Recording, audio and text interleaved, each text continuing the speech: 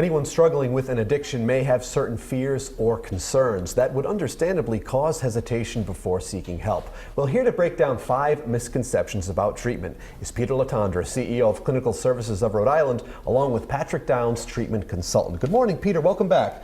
Nice to have you here. Nice to meet you, Patrick. Good morning. Nice to meet you. Lots to talk about here. This is such an important topic. It's crucial that we kind of go over some of these myths because there are so many people out there that maybe are at the threshold of wanting to go after that treatment, wanting to get better, but they're afraid and they don't know if these certain myths are true or not. So let's break some of them down if we could. The first one, we don't have time to get treatment. What do we need to know about this one? Well, do you have time to live? That's one of the things we say. Treatment doesn't have to take forever, but it's important to dedicate some time to kind of work on yourself when you have an addiction issue. Would you agree? Yeah, absolutely. And there's a lot of different options as far as treatment goes as well. So we have outpatient programming, intensive outpatient where people come a couple times a week, maybe before or after work. And then you have residential treatment too. So it really is all about your life, like you said, Peter. So how could you not find the time there? Now, the second one here, we're worried that we might lose our job if our employer were to find out about something like this. I'd imagine maybe there are laws that might protect somebody against this one. Absolutely.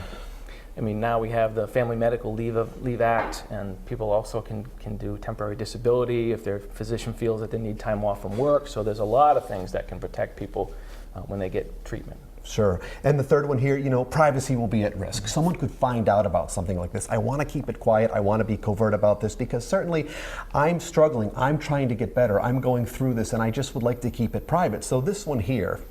Yeah, absolutely. I mean, addiction is a disease and is treated just like most other medical issues, and you're protected through HIPAA. So just like if you went to the doctor for treatment for, any sort of other medical issue, you're going to be protected by those same confidentiality laws if you come to treatment for addiction.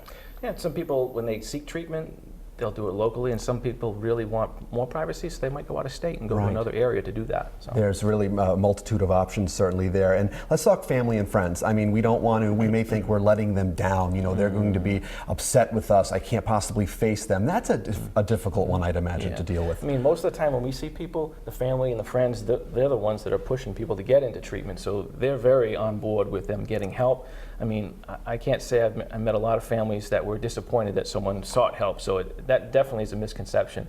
People who are in the throes of their addiction might not realize that, but their loved ones really want the best for them. If anything, they will hold you in higher regard for taking that step, certainly. And now the last one here: treatment is only a temporary solution. It's not going to work long term.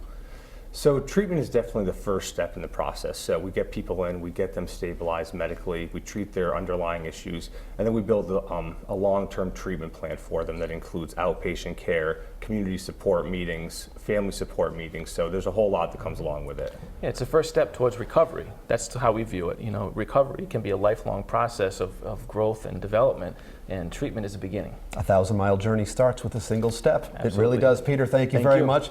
Patrick, nice to have you here. If you guys would like to learn more about getting help for addictions, either for you or a loved one, just head on over to roadshow.com.